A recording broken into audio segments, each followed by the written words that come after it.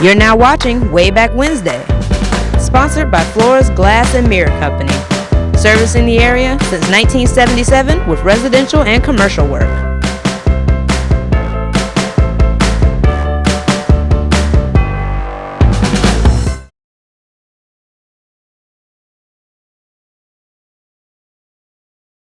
Well, hello folks, and welcome to another episode of Wayback Wednesday. I'm Randy Adcock, so glad you could join us tonight. We've got a lot of ground to cover tonight, and we're going to pick up where we left off a little bit last week. I had a viewer call in and ask if we had some pictures, we could show some pictures of the June German. So that topic kind of excited me because I remembered I had some pictures in the past of the June German, and so I knew I had also newly gotten access to the newspapers.com website, and I was certain there was going to be some pictures and some articles and information on the June German out there. So over the last week I have spent a fair amount of time researching the June German, what it was, how it got started. Some of you may remember the term cotillion. We'll talk about that in a minute too. But there's a lot of history in the June German itself. A lot of folks, myself included, probably under the impression it was just a big party that happened every year. And though it may have migrated into such a party over the years, it certainly didn't start out that way. In fact, in its earliest iterations, it was probably more along the lines of something akin to an aristocratic event, where you had noblemen and people of some degree of prominence participating. So we'll get into that in just a minute.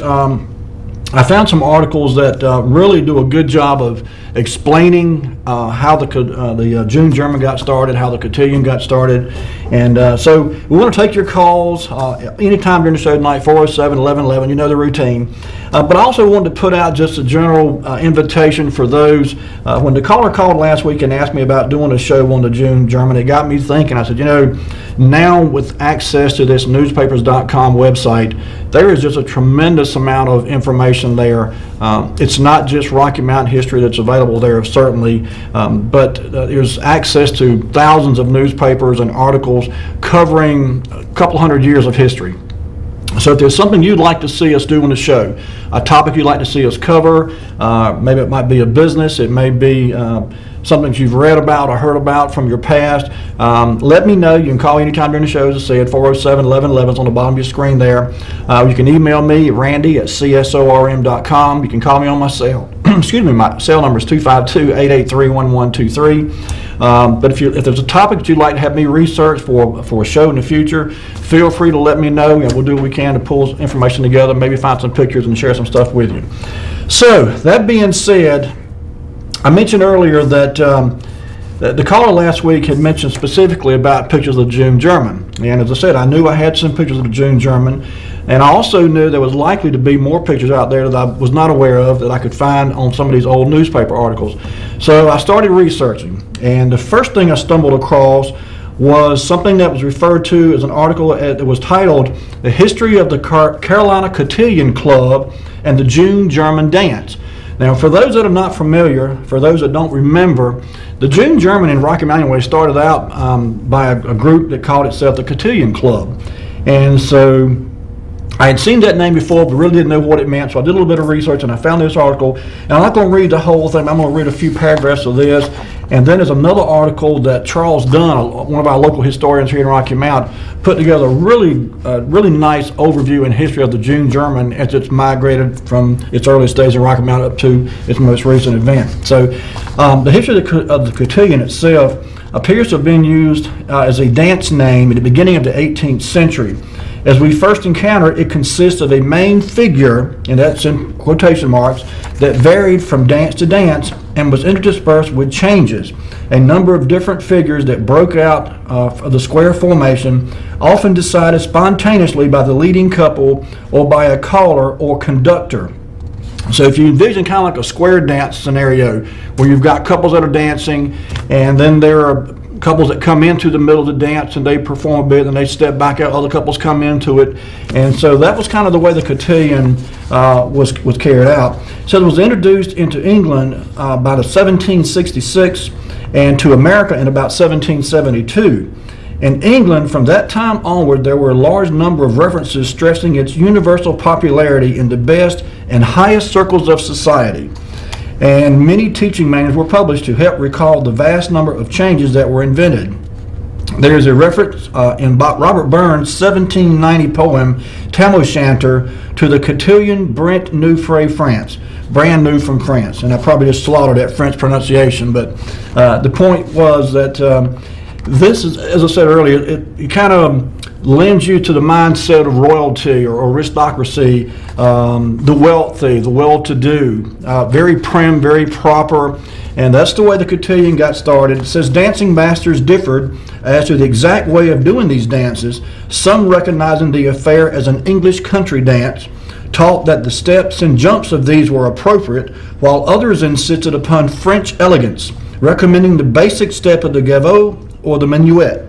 In reality, many participants simply walked through the figure and changes, seeing these as a dance and the exact steps as dispensable. On the other hand, some figures required high skill at social dancing, and many performances took place at which the majority preferred to watch rather than dance. That's a key note there, because one of the things I found out, and we'll show you some pictures that kind of illustrate this in a bit, these June German events became wildly popular. I mean, so much so that people were coming in here on airplanes and buses and trains from all over the country, as far away as New York, in fact. There were some estimates that some of these crowds reached almost 10,000 people in attendance in some years. As you may recall, there was also, in addition to what we now would refer to as the white June German, there were back then what was referred to as colored June Germans.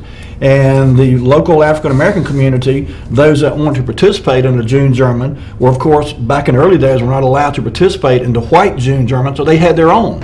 And they would use the same facilities, same decorations, same layout, tables, chairs, everything. They bring in their own entertainment and have their own June German. So throughout history, there have been certainly different variations of the June German, and from, as I say, for many years there was a white June German and a black June German, and both events certainly because of cultural differences and interpretations of what it meant to have a June German, they were held differently. But as I said, it was wildly popular. Sometimes 8,000 to 10,000 people showed up, some to dance, some to participate in other ways, helping to put the show on, so to speak, and others just came to observe, just come to see what all the hoopla was about.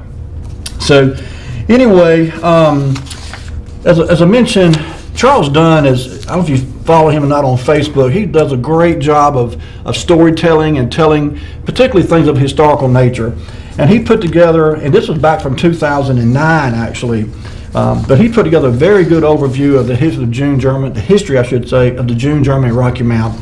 It said a century ago, by the way, this was written in 2009 as I said, and he says a century ago, formal dances called Germans were held in many tobacco towns across the state where warehouses could accommodate large crowds. The German was a special kind of dance that required a leader and for which couples were divided into two groups known as first and second halves. Initially, those dances were organized in conjunction with county fairs and the opening of tobacco markets. Back in 1870, on September 29th to be exact, the citizens of Rocky Mount gave a big dance for their friends in the surrounding counties. It was called the Grand Celebration Ball, and this stemmed from the idea of an annual dance to entertain out-of-town friends. The dance was sponsored by the Queen City German Club in 1885, which was replaced by the Queen City Cotillion Club in 1890. The dance was eventually moved to June, and in 1903, the Carolina Cotillion Club renamed it the June German. From 1903 until the 1920s, a midnight supper was served at the warehouse in which the Germans were held, and long tables were resplendent with satiny damask, crystal, and silver. Mrs. F.S. Spruill described the banquets at these early balls. All the ladies took their best silver, china, and linen from the midnight suppers which were served. They worked for days getting together the old hams, the chicken for salad, the freezers for the ice, and the array of cakes. No one thought of leaving the warehouse because the refreshments were served there with the appointments and decoration were the very best.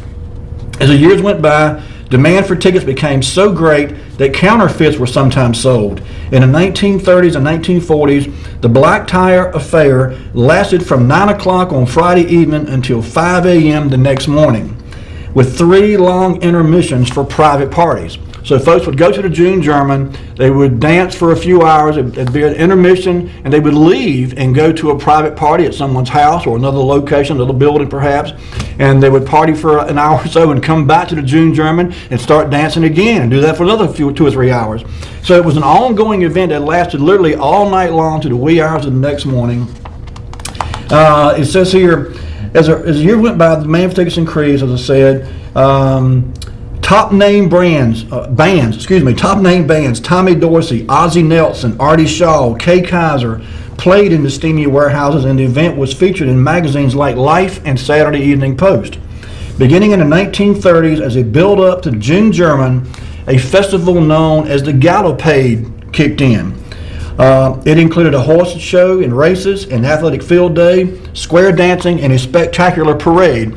Those who watch the show regularly know we've shown some pictures of the Gallopade parade in past shows, and I had no idea there was a connection between the Gallopade parade and the June German, but there was. And we'll show you a couple of pictures tonight that were taken from the Gallopade.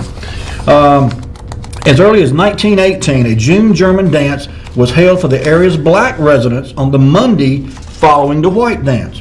Blacks gathered in the same warehouse and celebrated throughout the night with their own musicians using the same decorations and stage setups as the white dance had. By the 1930s, the black event was drawing upwards of 8,000 dance fans to Rocky Mount.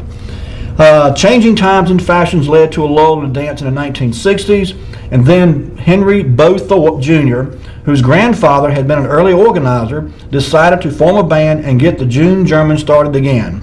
The Carolina Dance Society was formed in 1976 to carry on the tradition. The first year of its renewal there was no dress code. Wearing everything from golf shirts and khakis to loud sports coats and sundresses, folks showed up in a bare warehouse with bright lights. To accommodate a generation dependent on air conditioning, in 1978 the dance was moved to May and renamed the Spring German. As participation grew, the German followed its predecessors and once again became a formal event complete with ballroom decorations and linen tablecloths. The Bo Thorpe Orchestra was the featured band for more than 2 decades, and when Thorpe retired, the torch was passed to band member Rory Parton.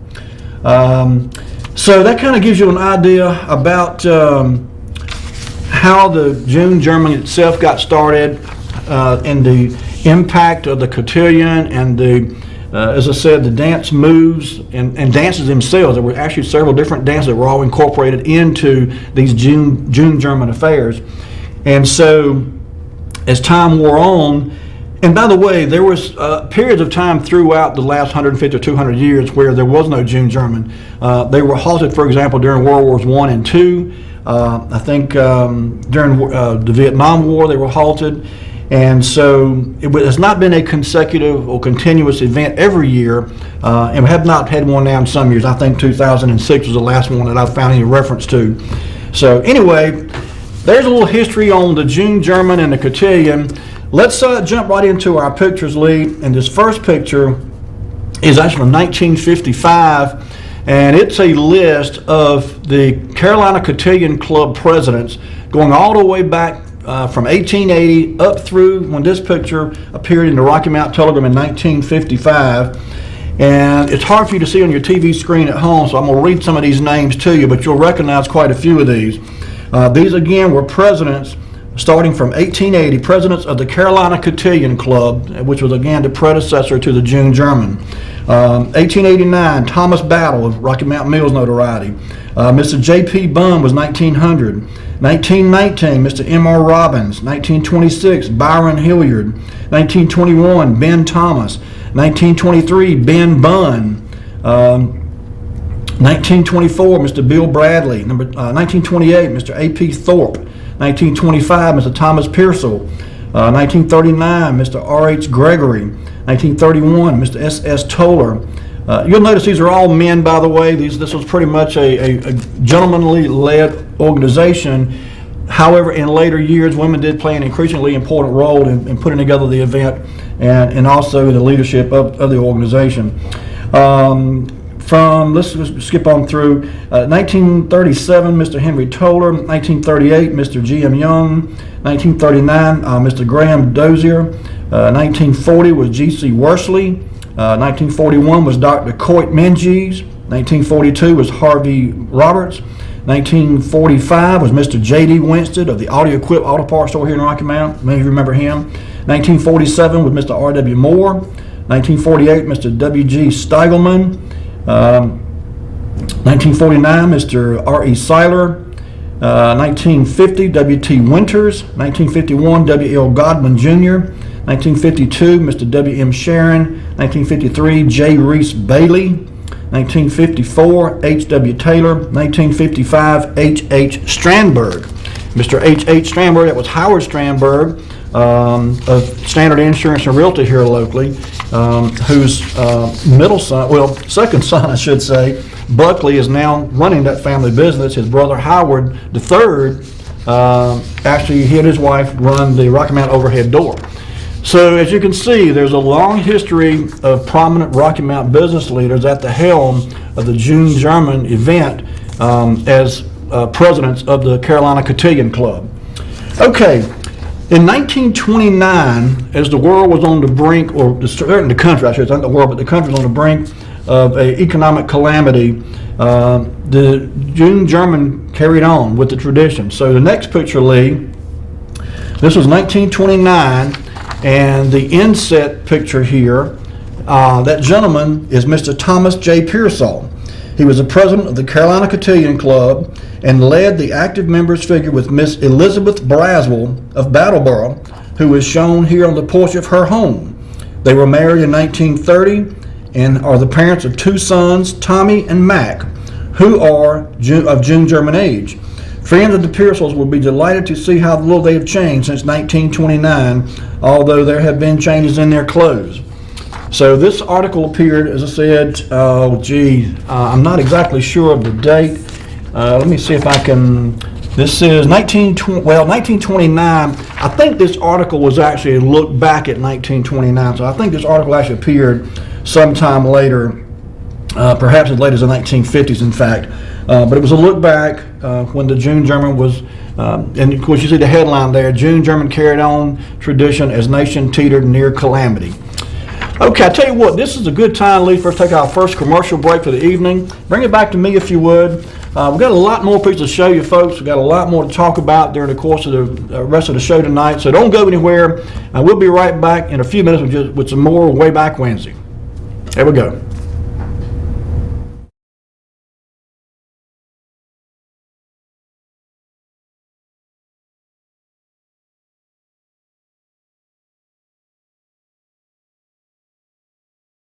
Sponsored by Flores Glass and Mirror Company. Servicing the area since 1977 with residential and commercial work.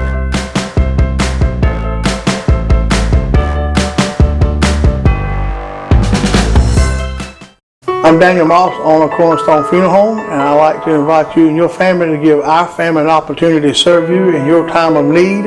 And we offer a full line of funeral services, everything from visitations to graveside services to cremations on site with a live crematory, as well as a banquet hall to meet the catering needs of our families that we serve. We offer catering service, we offer refreshments prior to visitations and services of our family, and we want to invite you to come and experience the difference here at Cornerstone Funeral Home.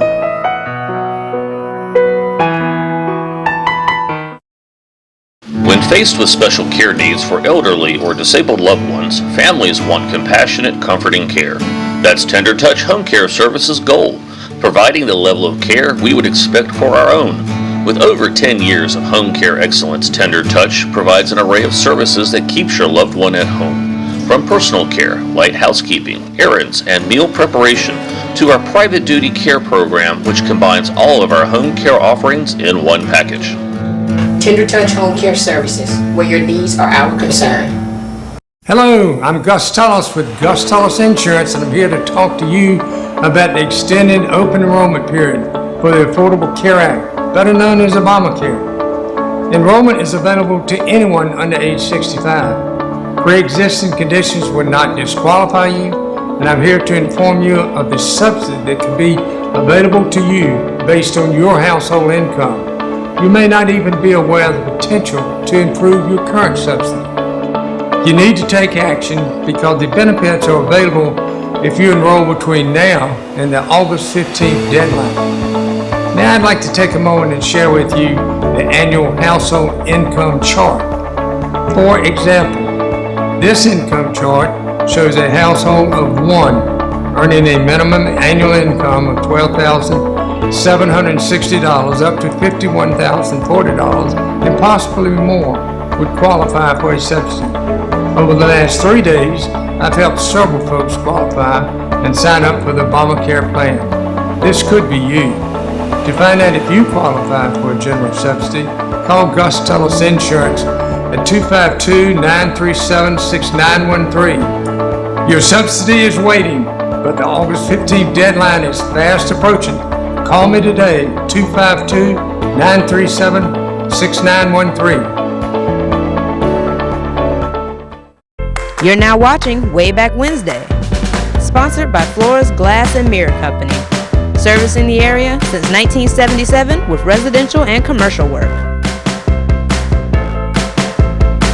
And we're back, folks. If you're just tuning in, you're watching Wayback Wednesday. I'm Randy Adcox. Glad you could join us. We're talking tonight about the June German and the Carolina Cotillion and the history of the June German and how it migrated from its earliest roots over in France and England across the big pond over here to us, and we integrated it into our society here. And particularly in the 1930s, 40s, and 50s, it was just an absolutely phenomenal event here. As I mentioned earlier, people flew in here on airplanes, they rode in here on trains and buses and cars. It was the place to be, put it that way. And certainly for the well-to-do and well-heeled members of society, it was something that you definitely wanted to do, to be seen at the June German in Rocky Mount, North Carolina. There were other June Germans. They were quite popular all across the country, in fact. But Rocky Mount's June German, both the white June German and the colored June German, seemed to draw a larger crowd than most, from what I've been able to gather. Certainly, they gained national prominence and were advertised as far away as New York. And as I said, people came in from all over the country to be a part of and to witness these great events. Okay, Lee, if you will, let's jump back in our pictures. Our next picture here is from, I mentioned the Gallopade earlier, and so this is a picture from the 1930s. I believe it's 1939, and we have shown this exact same picture in a previous show. But the Gallopade was actually a lead up to the June German, and there was literally several days of activities that coincided with the Gallopade, and by the same token, there were several days of activities that led up to the June German. And so what began as like a spring event, and by the way, the June German changed times at least three times throughout its history. It was held as early as May in some years and as late as September in other years. But the June German obviously traditionally would have been a June event, even though, as I said, the times and dates did change a few times throughout history. And of course, this is downtown Rocky. You see Woolworths there on your right-hand side, the far right-hand side of the screen. Kind of hard to recognize. Like, this is not a great picture. I do apologize. This is one that was in the Rocky Mount Telegram, and I've actually got a better copy of this picture. I wish I'd have brought that instead of this one. But anyway, this is the Gallopade Parade, and I think this is 1939. But again, it's kind of a lead up to the June German event. As I mentioned earlier, in 1918, as a afterthought, if you will, to the big event that was being put on by the social elites and the aristocrats in Rocky Mount in the white community, the black community decided, hey, we should do this too. And so they got together with some planning and some negotiating. They were able to acquire the same facility and utilize the same tables and chairs and equipment, stages, decorations. They provided their own food, their own entertainment, and had themselves their own June German. And so the next picture, Lee, if you would, this is from 1938, and this was actually a newspaper ad that appeared in the Rocky Mount Telegram in 1938. Maybe a little blurry on your screen, but I'll read it to you. It says, Jimmy Lunsford, popular colored orchestra leader, and his orchestra will be featured at a colored June German celebration to be staged on Monday night at the Cobb Foxhall Warehouse. Frank Lewis, promoter, announced today. Lewis said that the warehouse had been decorated and that everything was in readiness for the big event. This will be the 10th June German he has promoted. So this was in 1938. This gentleman had been promoting for 10 years, which pushed it back to 1928. And as I said earlier, they actually started in 1918. So this was, and of course this year in 1938, you notice there it makes a reference to the Cobb Foxhall warehouse. Now it doesn't say which one. If you remember from previous shows, there was 2 of these warehouses, and it doesn't specifically address which one it was, but certainly the white June German would have taken place at the same tobacco warehouse as this one did. Okay, Lee, let's go to the next picture then. And this next picture, I'm sorry, this is here we go. This is actually the only color pictures that I have seen. Yeah, oh, we've got a call. Let's get this call. Hello, caller, you're on the air. All right, when you're talking about the Cobb and Foxhall handling an event like that right there, it was probably, no doubtably, the big Cobb and Foxhall warehouse up there, corner where Carolina Telephone's parking lot is now. The small Cobb and Foxhall warehouse, number 2, was over there on the Nash County side there, right around where the tobacco platform is. I got you. Okay. That tobacco warehouse was nowhere near the size of the one over there on the corner where the Douglas block is, on the corner where Carolina Telephone's building or parking lot was. Right, that would make sense. I believe you're exactly right. They would have it in the bigger facility for sure. Right.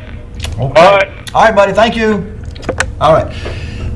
This picture here. I looked and looked and looked, and I found 2 full color pictures of the June German.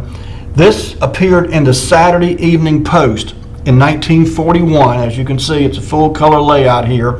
And this was a kind of a screenshot of some of the pictures that appeared in the magazine. I'd love to get my hands on a 1941 Saturday Evening Post, because probably each one of these pictures you see would be, I'm guessing here, would be either a whole page or possibly even a 2-page spread in the magazine. But in 1941, the Saturday Evening Post sent a reporter to Rocky Mount and took pictures of the June German that occurred right here in Rocky Mount.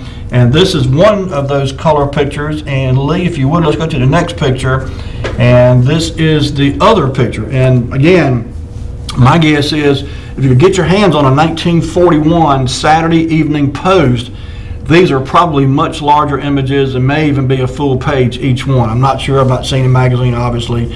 But these are the only 2 sets of color images that I was able to uncover. And as you can see, everyone is really, really decked out in their finest attire. These were black tie events. The men all were required, at least in the early days. Now, later days, the dress code did get a little more casual.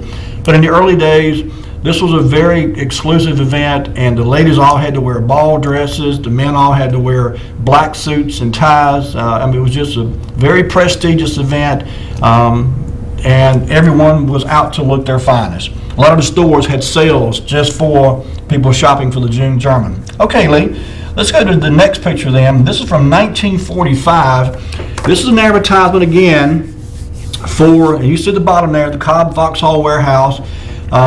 Louis Armstrong performed here in Rocky Mount, North Carolina for the 27th original colored June German.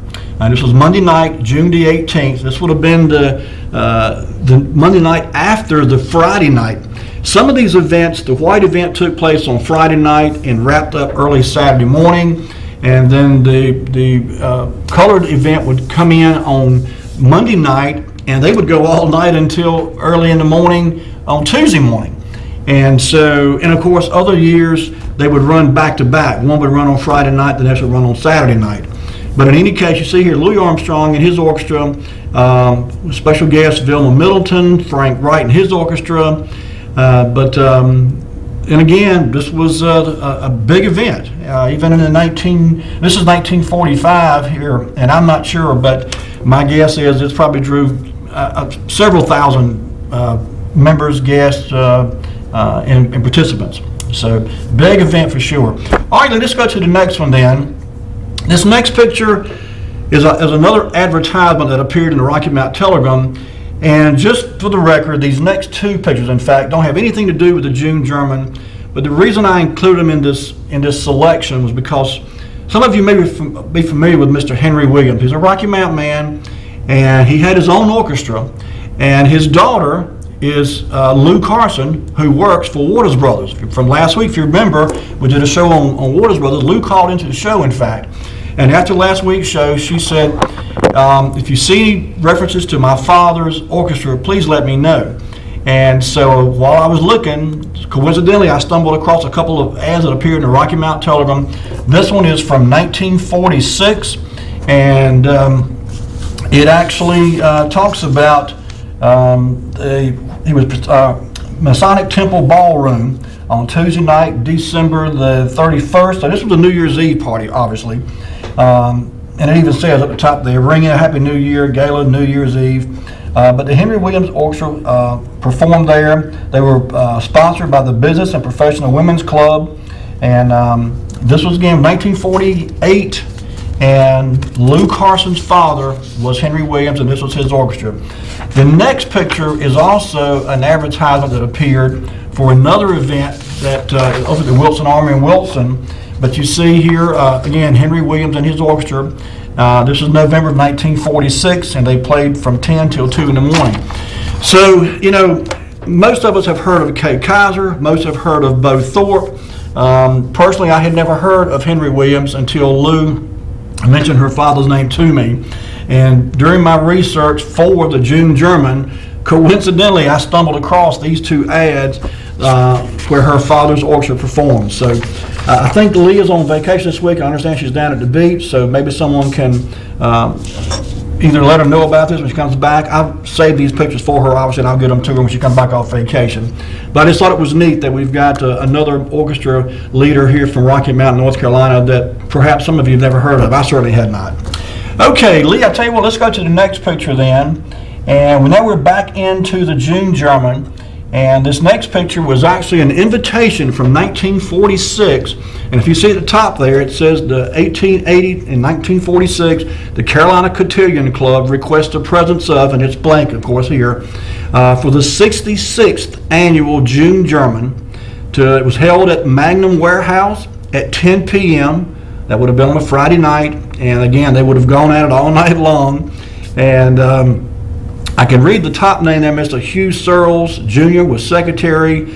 The bottom name looks like George Herring Jr. maybe. I'm not certain about that. But as you can see, this was an event was by invitation only to participate. Now, my understanding from what I read was that a lot of folks came as spectators. And I suppose you didn't have to have an invitation if you just wanted to come and be a spectator. But if you wanted to participate and dance in the dances that were held, it looked like you had to have an invitation, and this is what they looked like, at least in 1946. Okay, Lee, let's go to the next picture then. As I said, these events took a tremendous amount of planning, and there were several. This is a fairly long article, and I'm not going to try to read it all, but basically it just talks about how much preparation went into the planning. And there's a couple notes here. It says over $1,000 worth of elaborate decorations has turned the 72,000 square foot floor of Magnum's Magnum Warehouse into a spectacular ballroom for the 66th annual June German. The Carolina Cotillion Club has made adequate preparations to host an approximate crowd of 10,000 guests and 1,500 spectators. So in 1946, they were anticipating over 11,000 people in attendance at this, and this of course would have been the white one. This article here is on the white June German. I did not find a corresponding article for this particular year that gave a reference to the number that were anticipated or expected at the quote-unquote colored June German. But as I said earlier, these were really popular events at the height of their proceedings, and certainly 11,000 people was an estimate, could have been more than that. And it goes on to talk about formal dress. Guests have been reminded that formal attire is required for admittance to the dance floor, and only those persons living beyond a radius of 6 miles of Rocky Mount are eligible for guest invitations.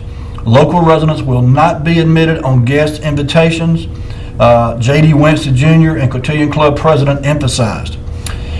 So, and there's a little bit of history here. It says starting in 1880 by the late Thomas Battle and a group of other young leaders in the community.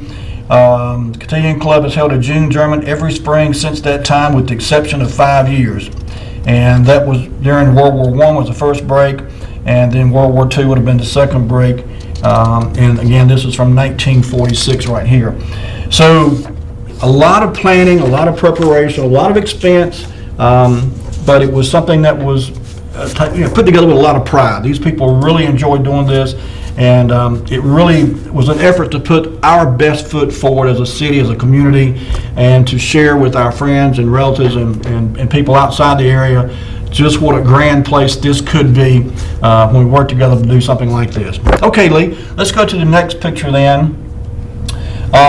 This was actually a kind of a comical ad. This appeared in a 1947 Rocky Mount Telegram, and it says, "Stolen brown men's pants from Planter's Warehouse after the colored June German, containing a billfold with important papers, car keys, etc." The obvious question is, how could you steal somebody's pants unless they had taken them off? Anyway, 1947 at the June German, the fellow lost his pants, it looks like.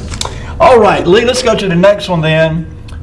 This was from 1951, and this is a picture of the leaders. And keep in mind, these events took place with a lot of preparation and some very influential people who were very good at doing this kind of stuff. And this group here, I'll read this group to you. Pictured above are principles for the June German, which will be held on Friday, June the 15th at Planter's Warehouse. So if you remember, earlier we had an event took place at Vauxhall Cobb. We've had one at Magnum. This one in 1951 took place at the Planter's Warehouse. They are from left to right, top row, Mr. William L. Godwin Jr., President of the Carolina Cotillion Club, Miss Patsy Johnson, J. Reese Bailey, Vice President, and Mrs. J. Reese Bailey. Bottom row, James L. Leludis. Remember that name? James L. Leludis was a friend of Spiro Canuclis, who, if you remember here 3 or 4 weeks ago, we did a show on Spiro Canuclis. He was instrumental in local athletic community. He bought uniforms and balls and bats and gloves for the local teams, fed them at his restaurant. But James Leludis and Spiro Canuclis were friends. I even think they may have been business partners, in fact, in the New York Cafe over on Tarver Street. But anyway, he was a member of this fairly elite group that put on this event. And his wife, Mrs. James L. Leludis, is just to the right of him. And then Tom Winters, past president and director of the 1950, my page got cut off here. And then Mrs. Tom Winters, his wife. So anyway, again, these folks, fairly prominent community leaders, very well-heeled and certainly very capable of putting on an event like this, and did so with great fanfare. I just looked at the clock. It's time for our next commercial break. Lee, bring it back to me. When we come back, folks, we're going to show you some more pictures of the June German. We'll take your phone calls. 407-1111 is the number. Don't go anywhere. We'll be right back with more Wayback Wednesday.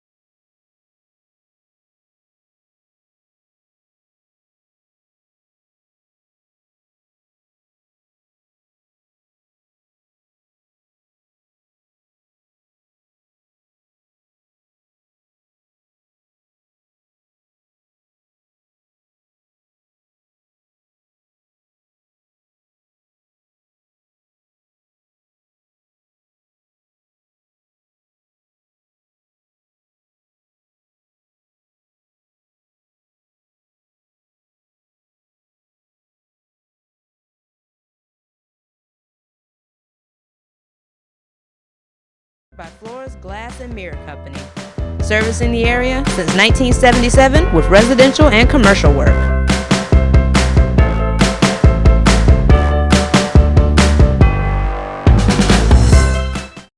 Hello, I'm Gus Tullis with Gus Tullis Insurance, and I'm here to talk to you about the extended open enrollment period for the Affordable Care Act, better known as Obamacare. Enrollment is available to anyone under age 65. Pre-existing conditions will not disqualify you, and I'm here to inform you of the subsidy that can be available to you based on your household income. You may not even be aware of the potential to improve your current subsidy. You need to take action because the benefits are available if you enroll between now and the August 15th deadline. Now I'd like to take a moment and share with you the annual household income chart. For example, this income chart shows a household of one earning a minimum annual income of $12,760 up to $51,040 and possibly more would qualify for a subsidy. Over the last 3 days, I've helped several folks qualify and sign up for the Obamacare plan. This could be you. To find out if you qualify for a general subsidy, call Gus Tullis Insurance at 252-937-6913. Your subsidy is waiting, but the August 15th deadline is fast approaching. Call me today, 252-937-6913. I'm Daniel Moss, owner of Cornerstone Funeral Home, and I'd like to invite you and your family to give our family an opportunity to serve you in your time of need. And we offer a full line of funeral services, everything from visitations to graveside services to cremations on site with a live crematory, as well as a banquet hall to meet the catering needs of our families that we serve. We offer catering service. We offer refreshments prior to visitations and services of our family. And we want to invite you to come and experience the difference here at Cornerstone Funeral Home.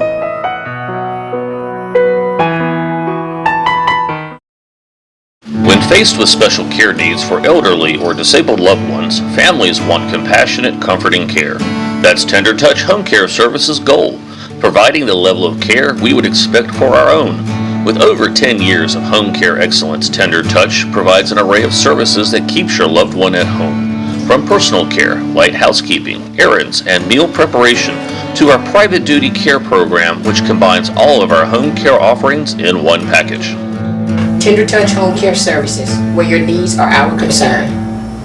You're now watching Wayback Wednesday, sponsored by Flores Glass and Mirror Company, servicing the area since 1977 with residential and commercial work. And we're back. Folks, we're just tuning in. You're watching Wayback Wednesday. Glad you could join us tonight. We're talking about the June German. I had a caller last week call in and ask if we had any pictures. If we could dig up some pictures and share some pictures, and so we did that. Got a lot of good information, a lot of historical facts about the June German and the Cotillion Club, whose members started the June German dances. And it was really fascinating to me to learn about this event and how widespread it was and how far-reaching it was. I mean, as I said at the top of the show, people came in here by literally every known means of transportation, from airplanes to trains to buses to cars. I wouldn't be surprised to hear if somebody walked to get here, but it was that big of a deal for many years here in Rocky Mountain. Okay, we've got a bunch more pictures to show you folks. We might run out of time if we get to them all, but let's try. The next picture is from 1951. And this is a picture from inside the Planters Tobacco Warehouse. And as you can see, they did it up. The CCC, obviously for Carolina Cotillion Club. And you see the decorations hanging from the ceiling, the curtain wall at the back there. If you look closer, you can see the rafters in between all these ceiling decorations. Hard to believe this was inside a tobacco warehouse.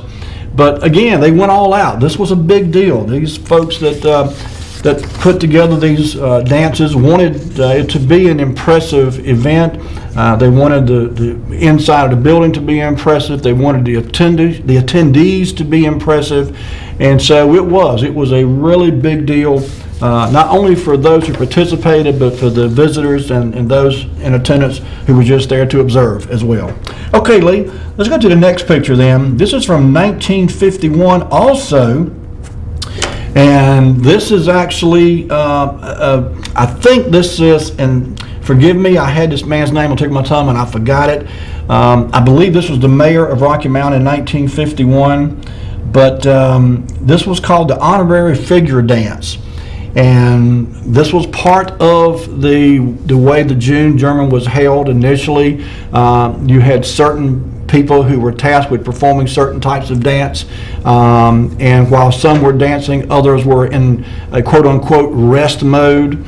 And then several dances would take place, and then they would kind of switch, and those who were at rest would go out on the dance floor and they would dance, and those who were previously dancing would go back into a rest mode themselves.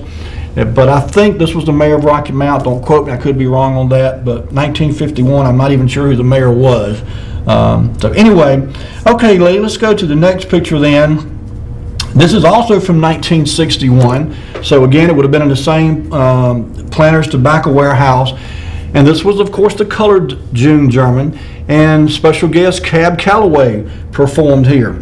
And if you, it might be a little hard to read on your TV screen there, but Monday, June the 18th, at Planters Warehouse is where this event took place, and you see Cab Calloway's famous Heidi Hi, Heidi Ho, and it said his orchestra, the Cotton Club Orchestra, would perform with the Griffin Brothers, and Margie, Little Red Rooster Day. And this was by this time, this is 1951, this is the 33rd annual, remember they started in 1918, this is the 33rd annual Colored June German.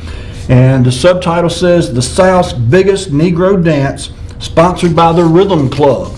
So the white folks had the Cotillion Club, the African American community had the Rhythm Club, and they were both big events, big deals. All right, Lee, next picture is actually an article that appeared in the Rocky Mount Telegram, and you see Cab Calloway there on the left side of your screen. And this is one of the few articles that I found in the Rocky Mount Telegram, or Evening Telegram, that actually had a picture of anyone. There were several ads of the promoting the colored June German, but this is one of the few articles that actually had a picture, and of course there's a picture of Cab Calloway there. And it just goes on to talk about this being the 33rd annual Colored June German, the oldest and biggest Negro dance in the South. It says the dance, which is sponsored each year, the Rhythm Club attracts thousands of visitors here for the event and always features some of the top bands of the country. This year, Cab Calloway and his orchestra and the Griffin Brothers musical group will be here to dish out tunes from 10 o'clock in the evening until 5 a.m. tomorrow morning. Calloway is one of the most respected band leaders in the country, as well as being one of the most unique band leaders wrapped up in his own dynamic personality. I remember Cab Calloway very fondly. We got a call. Let's get this call. Hello, caller. You're on the air. All right, that picture you're showing right there in June, third week of June in 1951 would have been about 3 weeks after Hank Williams Sr. was scheduled to appear in that same tobacco warehouse, that he fell off the stage after being inebriated, and the show never did happen. I remember we talked about this on a previous show. Sure did. He was in this same warehouse? I think it was Planters number 2. How about that? That would have been on the Edgecombe side. I haven't heard you say which one of these Planters buildings it was, but Hank Williams Sr. was scheduled to perform in number 2, which was over there in the block where Pemberton used to be. Mm-hmm. And right before school got out in May of 1951, and there was articles in the paper about it. When that unfortunate event happened, there was never any follow-up event giving one the idea that Hank Williams ever performed there. All right, buddy. Well, I thank you for sharing it with us. I appreciate it. Here. All right, we'll see you. Okay. All right, let's go ahead then, lead to our next picture. And this next picture is obviously in the same tobacco warehouse. And there was a caption in this picture, so I'll read you the caption. It's not viewable on your screen, but I do have it in front of me. It says, "Image shows from left to right Mrs. Don Carter and Mr. Don Carter, Mrs. Bernard H. Taylor and Mr. Bernard H. Taylor, Mrs. William B. Harrison, and Mr. William Harrison, Mrs. E.F. Duke and Mayor E.F. Duke." So I'm not sure, that may have not been the mayor I saw earlier, but he was there at this same event. The mayor of Rocky Mount at the time, 1951, was Mayor E.F. Duke. And it said they're leading a dance called the Honorary Members Figure. And again, this was June 17, 1951. Okay, Lee, let's go to the next picture then. And this next picture, again, you don't have the caption on your screen there, but I've got it here in front of me, and the caption reads, "Image shows Patsy Johnson presenting a bouquet of red roses to Mrs. L.W. Godwin, mother of Patsy's escort, William L. Godwin Jr., who was second from the right. On the right is Mr. William L. Godwin Sr. The event was a 1951 June German, an annual formal dance sponsored by the Carolina Cotillion Club. The presenting of flowers to the club officers' mothers was a club tradition. Mr. Godwin Jr. was the club president. This photo was accompanying article was published in the Rocky Mount Telegram on June the 17th, 1951. So it gets back to what I was saying earlier. It was a lot of pomp and circumstance, a lot of formality, a lot of adherence to some very strict social norms that had been carried on for years and years and years in these events. And that was all part of the fun. It was, it was for at least one night a year. You had to be prim and proper, and you had to be on your best behavior. You had to wear your finest clothes. You had to doll yourself out and doll yourself up for the ladies, and it was just one of those types of event where you went out knowing you were going to be at your best all night. And I saw a reference to, and I don't know which church it was, but there was a reference somewhere in the 1950s to a local pastor who dubbed the June German as nothing but a drunken party of debauchery and hedonism, and just really just lambasted the event. And the June German Cotillions President's Club came out with a fierce comeback on that and said, no.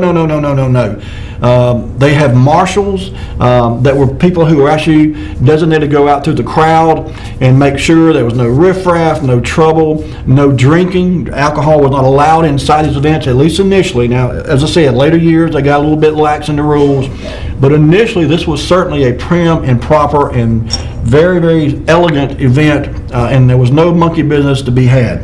All right, Lee, let's go to the next picture then. And this is, I mentioned earlier, these were the officers from the 1954 June German. Officers and their ladies for the 74th annual June German, and again, this is 1954. You'll recognize some of these names too, again from earlier. Ms. Bailey, Hayward Taylor, President, and his wife, Miss Taylor. Lower row, Howard H. Strandberg Jr., Vice President, and his wife, Mrs. Strand. I believe Howard Jr., I think, was married to Don Bullock's sister. I think I'm correct there. She recently passed away within the last year or two anyway. And as I said earlier, Howard III, he and his wife Sharon run Rocky Mount Overhead Door, and Howard's brother Buckley is now running Standard Insurance and Realty. Anyway, Mrs. Richard Plummer, Mr. and Mrs. Emmett Pate, and this was from 1954, June German. Okay, Lee, the next picture, please. This is from 1955, and this is another advertisement that appeared in the Rocky Mount Telegram in 1955, promoting the 30th annual Colored June German. And again, you see there it's referred to as the South's biggest Negro dance. Again, held Monday night, June 13th at Planter's Warehouse, featuring Andy Kirk and his Clouds of Joy, Joe Morris and his orchestra, Joe Turner and Ursula Reed, vocalists. Plenty of dancing space, plenty of seats for spectators.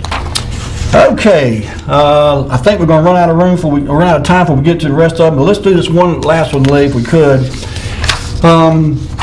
Each year, I tell you what, I forgot this one was in here. Let's go to the next one, if you would, Lee. There you go. This is one of the Marshall ribbons I mentioned earlier. There were marshals selected each year at each June German, and their job was to mingle throughout the crowd, make sure everyone was having a good time, certainly, but also that everyone was on their best behavior, everyone was behaving themselves and not causing any problems. And again, these events were intended to be, socially, I won't say perfect, that's a bit of a stretch, but certainly something to be proud of, and they just didn't want a lot of riffraff. Okay. I tell you what, Lee, let's go ahead. We've got time for one or two more, I think. The next one is from 62.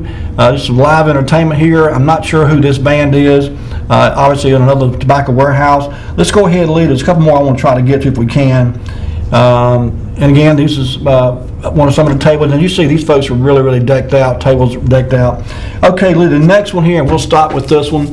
This is from 1964. 1964. And the headline says, 12 beautiful area princesses to be featured at the June German. To the left there is Miss Martha Pope, and then Patricia Sue Cooper, Sarah Neal Hill, and Joan Smith is actually my first cousin. I never knew Joan was in the June German, but she's my cousin from over in Battleboro.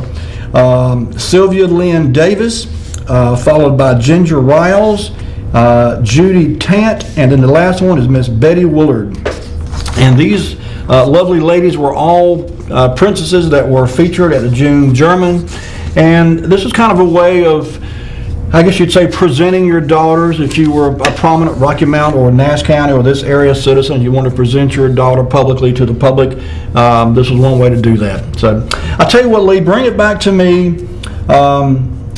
Folks, we have run slam out of time. I've got probably another 8 or 10 pictures. I'll save those for next week. We'll finish these up next week. I want to thank you so much for tuning in tonight.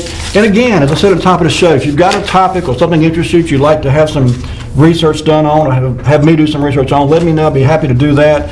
And until then, have yourselves a great week, folks. Take care of yourselves. Be kind to each other. And we'll see you next week with more Wayback Wednesday. Good night.